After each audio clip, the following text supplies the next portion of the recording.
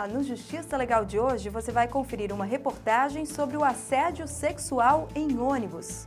No quadro Entrevista, recebemos a psicóloga Fernanda Graudens Miller, que fala sobre comunicação não violenta e sustentável. Acompanhe também no quadro Isso é Legal, uma matéria sobre o movimento Traços Urbanos, que busca requalificar espaços públicos da capital catarinense.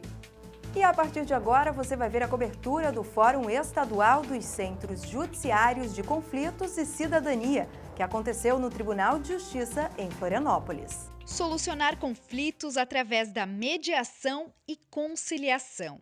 Esse é o objetivo dos Centros Judiciários de Conflitos e Cidadania de Santa Catarina, que foram tema de um fórum que ocorreu na sede do Tribunal de Justiça, em Florianópolis. É uma política nacional que se faz no sentido de se resolver esses conflitos mediante uma solução encontrada pelas partes, seja pela conciliação, seja pela mediação. Ao invés de processos judiciais, acordos.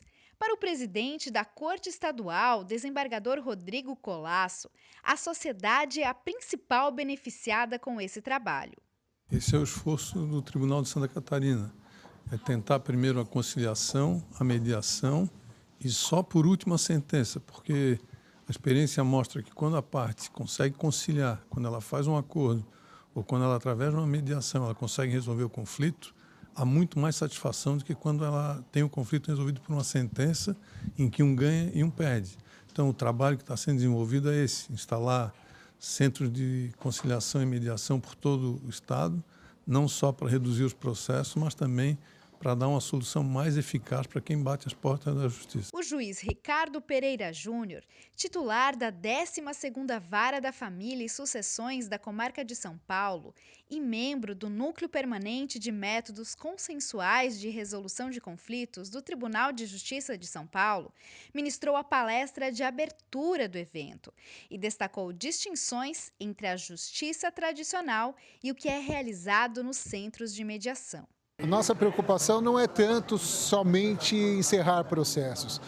Através da conciliação e da mediação, a gente aprende a conversar com os outros a respeito de problemas de uma maneira racional e organizada. E a gente também aprende não somente a questão da comunicação, mas que hoje, no nosso mundo moderno, a gente não tem um direito que prevaleça de uma maneira absoluta sobre o outro. Na realidade, hoje a gente precisa pensar muito mais em convivências de direitos do que supremacia de um sobre o outro. Então, quando a gente trabalha com a mediação, a gente passa essa percepção de que o meu direito termina onde começa o do outro e que o único jeito que nós temos em conviver em sociedade é justamente permitir que esses direitos convivam entre si também. O evento aconteceu no auditório da Sala de Sucessões Ministro Teori Zavascki e reuniu magistrados, servidores e operadores do direito interessados no tema. É uma oportunidade de a gente estar levando o conhecimento para a comarca e também levando às partes uma oportunidade de conciliar e mediar. A importância da capacitação dos profissionais envolvidos também foi abordado durante a palestra ministrada pelo desembargador Luiz César Medeiros, diretor executivo da Academia Judicial. É importantíssimo para que essa ideia da conciliação, da mediação se desenvolva como um método de solução efetiva dos conflitos, passa pela conscientização das pessoas de que isso é importante. E você só tem consciência de alguma coisa quando você conhece efetivamente aquilo que você vai fazer. Então a missão da Academia Judicial é exatamente capacitar e formar conciliadores e mediadores. Um olhar para o futuro, uma solução para o presente. Este foi o enfoque do encontro. E segundo quem atua nos Sejusques de todo o estado, retratou bem a imagem da mediação e da conciliação. Além de assistirem palestras sobre o tema, nesta sexta-feira os participantes do fórum, que vieram de todo o estado, participam de um workshop. Eles serão divididos em grupos temáticos e o evento encerra com uma plenária para a apresentação dos resultados. A mediação vem como uma importante alternativa.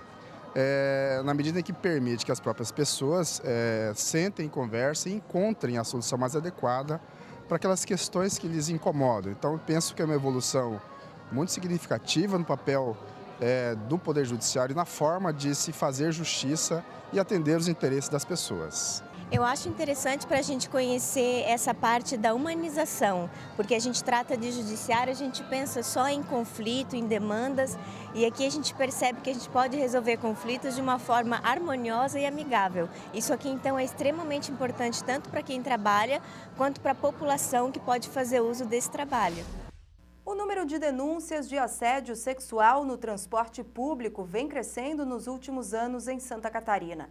Eles ocorrem em ônibus municipais, intermunicipais e rodoviários. As abordagens vão desde toques sem consentimento até masturbações. A reportagem é de Renata Kerber e Leo Russo. Essa mulher que preferiu não se identificar passou por uma experiência desagradável, traumatizante. Afeta muito a mulher, assim, ó. Uma passada de mão, que dirá demais atos libidinosos, sabe? Então, é muito prejudicial, foi muito triste, assim, fiquei muito chocada.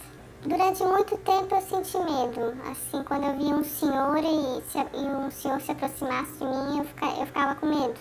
Mas depois eu fiz terapia e acabei superando. Um senhor passou a mão na perna dela enquanto viajavam de ônibus. O fato aconteceu há mais ou menos 3 anos. E ela não está sozinha. Muitas mulheres já passaram por situação semelhante. Além do medo e da raiva, ficava a sensação de impunidade. Ele agiu por instinto, não sei dizer o certo, assim, até porque na ocasião ele não registrava antecedentes, assim, condenação. Isso mudou. Desde o dia 25 de setembro, é punido com mais rigor quem constrange e assedia mulheres. Antes, o ato libidinoso praticado contra alguém era uma contravenção penal. A pessoa era multada. Agora poderá ser presa em flagrante e, ao final do processo, ser condenada. A pena é de 1 a 5 anos de prisão. Com a mudança, a expectativa é inibir casos desse tipo em transporte coletivo. Uma semana depois de a lei entrar em vigor, um homem foi preso em flagrante dentro de um ônibus em Florianópolis pela suposta prática desse crime. Tivemos uma audiência de custódia e, nesse caso em específico, além de homologar o flagrante, de entender que restou caracterizada a situação de flagrância, eu entendi por bem decretar a prisão preventiva desse cidadão porque, segundo consta, apenas nesse ano ele já tinha uns 9 registros de fatos semelhantes, ou seja, ocorridos no interior de ônibus. Para essa psicóloga, é muito importante denunciar a importunação sexual e, se for o caso, buscar ajuda para superar o trauma. Algumas pessoas, apesar da resiliência, conseguem lidar com isso de uma maneira bem mais tranquila.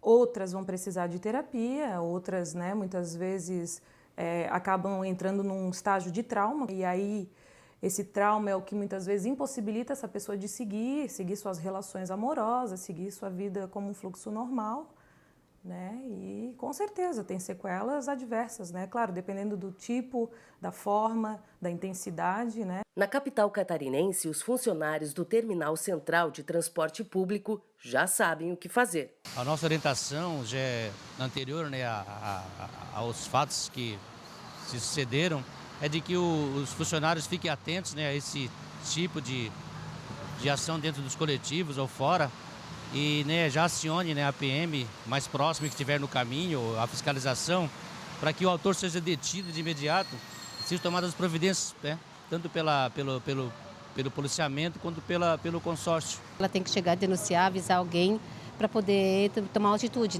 Chegar a pessoa, punir, ser punida, ser presa de qualquer maneira. É revoltante? Demais, isso não pode acontecer de maneira alguma. A lei recém-sancionada também torna crime divulgar foto ou vídeo de imagens de estupro, sexo ou nudez. Neste caso, quando não há o consentimento da vítima, com penas que variam de 1 a 5 anos. E agora chegou o momento que você já sabe. Vamos dar uma pausa nas notícias do Judiciário Catarinense para mostrar o que Santa Catarina tem de mais legal.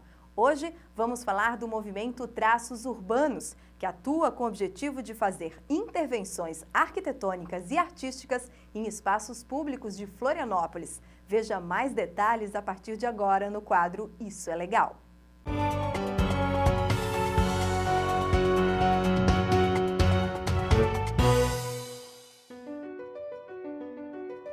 Para pintar este muro, foram muitas mãos envolvidas, mas o movimento Traços Urbanos, responsável por essa iniciativa, tem principalmente muitas cabeças dispostas a pensar em ações que melhorem a cultura urbana e a qualidade de vida de todos os que habitam a capital catarinense. O movimento Traços Urbanos começou de uma forma bem despretensiosa, a maioria das pessoas eram arquitetos e a gente estava preocupado em achar uma forma de contribuir para a melhoria dos espaços públicos de Florianópolis.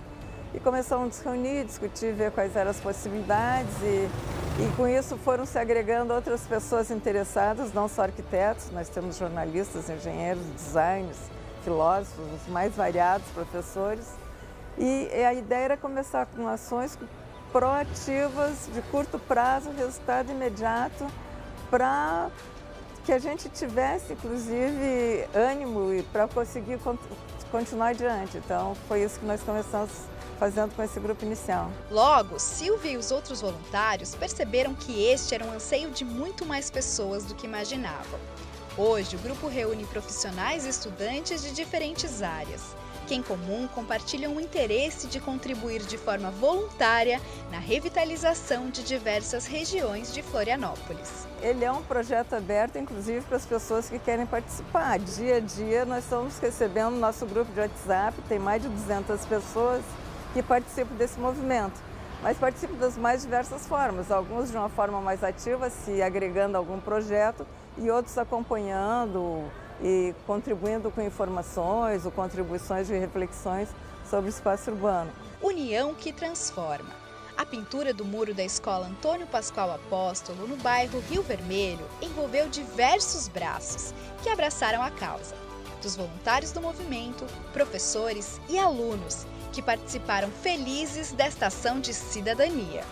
Eu pensei em, as pessoas olharem e pensarem, vamos respeitar a cidade, né, fazer melhor, porque esse era o projeto pra gente fazer, né. Daí eu fiz o menininho atravessando, os carros respeitando, daí eu fiz um monte de coisa para todo mundo aprender e fazer também. Bem legal, né, para as pessoas ver que como uma pintura no muro pode ser bem bonito. É muito legal porque as pessoas podem reconhecer o nosso talento e que ficou bem legal aqui no muro da escola. O resultado não agradou apenas as crianças e participantes do grupo. A diretora da escola e os moradores do bairro também comemoraram a iniciativa. Todo mundo que passa por aqui lembra e toda a comunidade escolar lembra que isso foi resultado de um trabalho de escola, de um trabalho coletivo, com a participação dos pais, das crianças. Então, as pessoas se tornam pertencentes àquilo ali. Não é simplesmente um trabalho estético por um trabalho, mas um trabalho de participação coletiva, né? Eu sou moradora do bairro e gostei muito da nova reformulação, porque estava muito pálido, sem vida. E isso, querendo ou não, estimula também as crianças a gostarem de ir à escola e frequentar também. Isso aí é um troço muito bonito, isso aí deveria não, que deve servir de exemplo para o bairro, ou para a cidade, ou para o município, que a pessoa vê um muro trabalhado, isso aí é uma arte que eles fizeram no muro. Isso aí é um orgulho para o diretor, para a professora, para o bairro, à frente da igreja, tudo pintadinho, um troço muito bonito. Se assim, todas as escolas que têm muro bagunçado, fosse assim, isso aí é uma obra de arte, isso é um troço muito bonito e levanta o astral de todo mundo. E esta foi apenas uma das ações do movimento. Os participantes se reúnem regularmente para debater ideias. Geralmente, a discussão parte de um anseio coletivo, como a revitalização da rua Felipe Schmidt. Gustavo é comerciante e queria fazer algo para melhorar o entorno da região. Foi quando descobriu que já havia um projeto pronto. Eu pensava sempre que a nossa cidade tem muita carência, né, da falta de atenção do espaço público. E sempre olhava aquele calçadão do Felipe Schmidt e via aquele vazio, sem ter um banco para a pessoa sentar. E aí depois se descobriu, junto com Traços Urbanos, que já havia um projeto da Ju, que é uma arquiteta que faz parte do Traços Urbanos. E aí a Ju contou para ele que já havia um projeto aprovado de urbanização para Felipe Schmidt. E aí as conversas começaram a se tornar realidade, assim. Neste caso, o trabalho do Traços Urbanos é unir esforços para que o projeto saia do papel. As pessoas acabam se achegando ao movimento por questões de interesses comuns, e isso então faz com que ele se dissemine e que tenha uma condição, talvez, de uma concretização maior, né? E os planos do movimento, que começou entre amigos e hoje tem mais de 200 apoiadores, é que este seja só o começo e que consigam incentivar e promover verdadeiras mudanças em toda a cidade. Não adianta você só ter praças e ruas belíssimas sem as pessoas ocupando esses lugares. Então eu acho que a meta final é uma reconquista desses espaços públicos, no sentido de que a cidade é o lugar dos diferentes e a cidade é a oportunidade de se encontrar essa diversidade. Nós estamos num momento que a gente está vendo uma intolerância muito grande entre os grupos e eu acho que essa possibilidade de você criar espaços de confraternização, de lazer, de encontro, pode reduzir muito, contribuir para a redução dessas tensões sociais.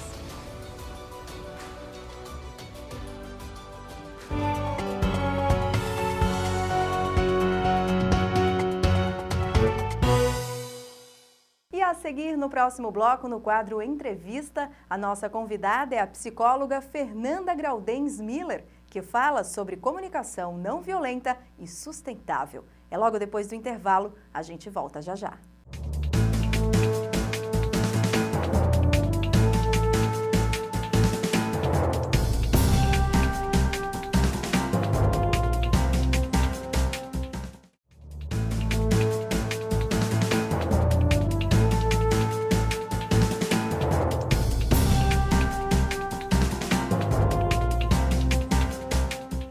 No programa Entrevista de hoje, nós vamos conversar sobre comunicação não violenta e sustentável. E é por isso que nós convidamos aqui a psicóloga Fernanda Graudens Miller. Muito obrigada por ter aceito o convite. Uma alegria estar aqui com vocês.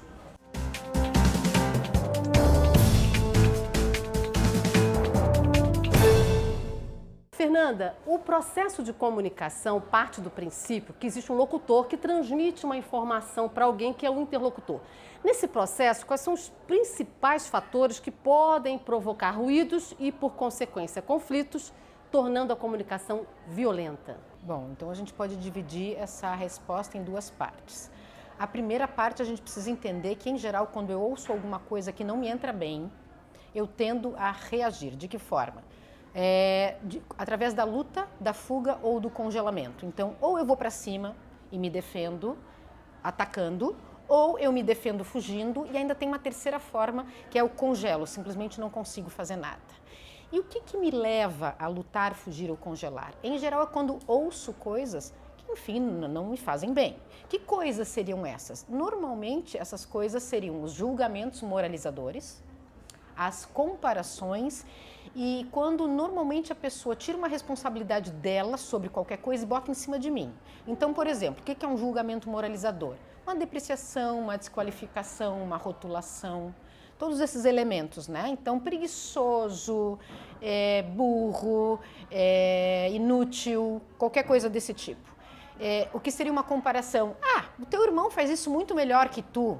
No meu tempo eu já fazia isso. Como é que tu ainda não faz? A tua vizinha, a nossa vizinha já faz isso, por exemplo. Comparações, então, são violências também. Ironia é uma violência, né? E o terceiro elemento, então, que seria essa falta de responsabilização. Então, eu não vou dizer assim para ti, eu fiquei triste que você não veio no encontro que a gente marcou na hora certa, mas eu digo, tu me entristeceu.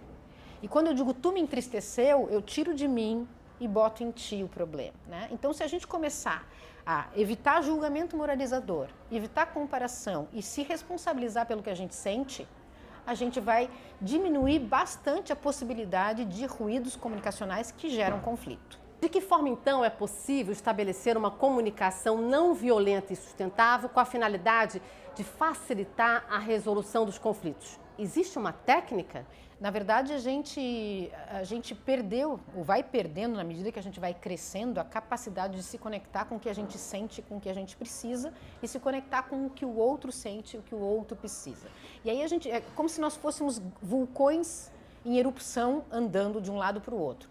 Quando a gente conversa com alguém, quando a gente olha para um vulcão, a gente só vê a lava saindo. A lava é o nosso comportamento. A gente esquece que lá dentro tem alguma coisa formando aquela lava. E que embaixo tem a base, que seriam, então, como é que a gente pode fazer essa metáfora virar para nós? Então, o comportamento é aquilo que aparece do nosso fenômeno psicológico. Então, numa situação de briga, é xingar, é bater porta, é ficar vermelho, é gritar. As nossas emoções seria a parte interna do vulcão, aquilo que eu sinto, por exemplo, raiva, medo. E por baixo teria as nossas necessidades, que muitas vezes a gente, com raiva e com medo, a gente no fundo quer o quê? Muitas vezes o que a gente quer é reconhecimento, a gente quer aceitação, a gente quer proximidade, mas ao invés de dizer que eu tô com saudade e quero proximidade, eu xingo a pessoa, eu brigo com ela, né? E aí eu quero que ela entenda, mas eu tô, na verdade, demonstrando com o meu comportamento, né, alguma coisa que é difícil para ela digerir. Mas quando a gente conhece a pessoa, fica mais fácil. E quando a gente não conhece, como é que a gente faz? Aí entra um processo chamado de empatia, tá? O que seria essa empatia? A capacidade de a gente entender a subjetividade do outro e se colocar neste lugar que é o lugar do outro, né? A capacidade de se esvaziar o mais vazio possível, de tirar os nossos preconceitos, as nossas ideias e tentar ir o mais vazio possível ao mundo do outro, tá? Ao que é o outro. Como é que a gente faz isso? Claro que eu só consigo compreender ou sentir com a outra pessoa quando eu acesso em mim alguma coisa parecida, né? Então eu vou ter algumas pistas. Se eu percebo que tu tá com raiva, eu posso perguntar, tu tá com raiva? Então, ou se eu percebo e imagino que tu estejas triste, eu posso fazer uma hipótese, porque se tu me disser assim, Simone, não é triste que eu tô frustrada, de qualquer maneira, o que eu mostrei para ti, Simone? Que eu estou interessada no que tu estás sentindo, ainda que a minha hipótese não esteja certa. E é isso que nos conecta. Quando eu mostro para ti que eu me importo com o que tu sente, que eu me importo com o que tu precisa. Quais são, então, os princípios básicos ou os componentes nessa linguagem da comunicação não violenta? Existem princípios básicos? Existe, assim, na verdade a gente tem, vamos dizer, a lógica da comunicação não violenta é a seguinte, é a compreensão de que toda violência é a expressão trágica de uma necessidade não atendida. Então é quase que o mantra da comunicação não violenta, cujo autor é Marshall Rosenberg, um americano psicólogo que cria, então, essa história de comunicação não violenta, né? E se a gente for levar a radicalizar essa frase, a gente vai observar como ela é correta. Quer dizer, quando muitas vezes eu quero alguma coisa, eu preciso de alguma coisa, mas eu faço o meu querer de forma violenta. Então, às vezes eu quero proximidade com alguém, eu estou com saudade, mas ao invés de dizer que eu estou com saudade, eu brigo com a pessoa, eu xingo ela. Como é que tu não chegou ainda, né? Então, e eu acabo me perdendo nessa história porque a gente não está acostumado, no nosso processo de formação, a gente perde essa capacidade que a criança tinha de se conectar com o que ela sente, com o que a gente sente, o que a gente precisa, porque a gente entra no mundo da razão. E aí, o que acontece? Ao invés de me conectar contigo, eu quero ter razão sobre ti. E aí, querendo ter razão, a gente fica brigando para ver quem é que tem razão. E aí a gente fica na razão. Tanto que quando a gente conta um problema para alguém, um conflito, a gente vira para a pessoa e diz, mas eu não tenho razão? Então eu saio da situação de me conectar com o que eu sinto e preciso e quero ter razão. Porque, no fundo, é uma lógica que está permeando a nossa sociedade. Ter razão. Então, pelo que eu entendi, Fernanda, nessa comunicação não violenta é preciso diferenciar pensamento, sentimento de necessidades? Isso. A gente precisa. O que é o pensamento? O pensamento, ele se forma na nossa cabeça e tem a ver com a cognição, com as interpretações e análises que eu faço do mundo. O sentimento e as emoções têm a ver com o nosso organismo como um todo, tanto que as emoções, elas são psicofisiológicas, né? Quando eu estou com medo, meu organismo inteiro está com medo. Eu mostro isso fisicamente, quando eu estou com raiva, eu também mostro isso fisicamente, né? Então, o que acontece? Em geral, quando a gente pergunta uma pessoa o que tu está sentindo, muitas vezes ela nos diz o que ela está pensando, que é a interpretação cognitiva dela sobre alguma coisa, né? Então, porque a gente não está acostumado a dizer de fato o que a gente sente. Né? Por exemplo, antes de falar contigo, eu estava pensando o quê e eu estava sentindo o quê? Eu talvez pudesse estar um pouco ansiosa, porque era uma entrevista, e o que eu estava pensando? Ai, como será que vai acontecer? São coisas diferentes. Né? Só que Porque para me conectar contigo, eu preciso me conectar com o que tu sente, com o que tu precisa. E a necessidade são aquelas coisas básicas que a gente precisa e que precisa desde que a gente nasce para viver bem, por exemplo. Necessidades básicas que todo ser humano tem é aceitação, né? Respeito, reconhecimento, amor incondicional, todos precisamos. O problema, Simone, é que às vezes a gente usa estratégias diferentes para alcançar a mesma coisa. Exemplo, ontem eu ouvi ainda uma mãe me dizer, né? Eu e meu marido brigamos por causa da educação da nossa filha. Eles querem a mesma coisa, eles querem uma pessoa que cresça feliz, que cresça respeitosa, que consiga se adaptar a uma sociedade, etc. e tal. Só que ele faz isso de maneira diferente da dela. Ela é mais permissiva e ele é mais rigoroso. Eles querem a mesma coisa, usam estratégias diferentes. Mas quer dizer, então, que não existe uma fórmula, né? Cada situação é uma situação? Não existe uma fórmula. Mas, se eu observar o fato sem julgar, se eu falar o que eu sinto e o que eu preciso e fizer um pedido concreto sobre tudo aquilo, eu consigo me comunicar melhor. Porque eu não fiz julgamento moralizador sobre uma situação, né? Eu não joguei a pessoa inteira no lixo quando eu chamo ela de preguiçosa, por exemplo, ou de burra, ou de idiota, ou de, sei lá, uma estátua que não me dá carinho. Porque quando eu digo assim, tu é uma estátua, uma mulher diz isso para o marido, o que será que ela quer? O que será que ela está querendo? Ela provavelmente está se sentindo solitária e querendo mais contato emocional. Se ela dissesse para ele, olha, quando tu chega em casa e vais ler o jornal, e do jornal tu vais para a TV, eu me sinto solitária, porque eu gostaria de mais contato emocional contigo. O que tu acha que a gente pode fazer sobre isso? Isso é comunicação não violenta. E aí ela vai abrir para ele poder falar o que ele sente, o que ele precisa. Uma das palestras do curso que você está ministrando aqui no Poder Judiciário Catarinense é sobre empatia. Você já explicou sobre isso, mas eu queria que você voltasse a falar, já que o Poder Judiciário possui muitos servidores e a empatia é de extrema importância, né, na facilitação dos processos, enfim. Então, quando a gente fala em comunicação não violenta, tem dois elementos muito importantes. Um se chama escuta e outro se chama empatia. E os dois andam juntos. Quando eu falo escutar, significa de fato estar aberto para ouvir o que o outro tem a dizer, sem tentar logo dizer o que eu penso sobre aquilo, né? Por isso que eu digo que é o mais vazio possível, né? E junto a isso, eu tenho que me conectar com a experiência subjetiva que essa pessoa está tendo. Isso é empatia. Sentir perceber o que a pessoa está sentindo e respeitar. Como diz Brené Brown, que é uma assistente social, ela diz, tomar a perspectiva do outro, tá? Sem julgamento moralizador, comunicar e poder comunicar ao outro aquilo que eu percebo do que ele está sentindo. Quando eu faço isso, eu me conecto com a pessoa. Então, de fato, a gente vive uma crise, penso eu, de falta de empatia. Porque eu só olho o comportamento final da pessoa. Eu não me conecto com o que talvez esteja por trás disso, o que ela está sentindo e o que ela está precisando. A empatia me leva a chegar nisso, ao que ela sente, ao que ela precisa. De que maneira, então, a comunicação não violenta e sustentável pode auxiliar o Poder Judiciário nos julgamentos, nas decisões e na resolução dos conflitos? Completamente importante. Ela nasce, penso eu, no Judiciário, junto com as abordagens cooperativas de resolução de conflitos, dentre as quais está a mediação de conflitos, né? Mas ela se espraia para além disso, né?